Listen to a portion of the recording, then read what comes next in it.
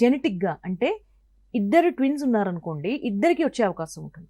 అలాగే brother sister ఉన్నారనుకోండి, వాళ్ళలో కూడా ఎక్కువగా వచ్చే అవకాశం ఉంటుంది. అంటే సిస్టర్కి ఉంటే బ్రదర్కి, అలాంటి so on and so fourth. అలాగే ఫ్యామిలీలో కొంతమందిట్లో ఫాదర్ అయినా, మదర్ అయినా, మావయ్యలైనా ఇలాంటి హైపర్ యాక్టివిటీ ఉన్న పిల్లలకి కూడా నెక్స్ట్ జనరేషన్లో రావచ్చు. So it can be genetic.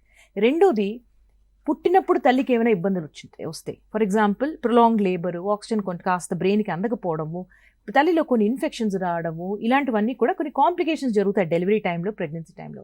దానివల్ల బ్రెయిన్ ఎఫెక్ట్ అవుతున్నదేమో అని ఇంకొక క్వశ్చన్ అనమాట. ఇంకా కొంతమంది పిల్లలు చూడండి అనాథాశ్రమంలో పెరుగుతారు. సో వాళ్ళకి పెద్దగా స్టిమ్యులేషన్ ఉండదు. స్టిమ్యులేషన్ అంటే ఒక చోట కూర్చోవాలని, ఒక చోట చదువుకోవాలని, ఒక చోట మనము ఎలా చెయ్యాలి, ఒక పద్ధతిగా ఎలా ఉండాలని వాళ్ళకి స్టిమ్యులేషన్ ఉండదు. సో అలాంటి వాళ్ళలో కూడా ADHD లక్షణాలు మనకు కనబడచ్చు. కానీ వాళ్ళకే మనం అడాప్షన్ తర్వాత ఇవన్నీ తగ్గుకుంటూ వస్తుంటాయి, నార్మలైజ్ అవుతారు.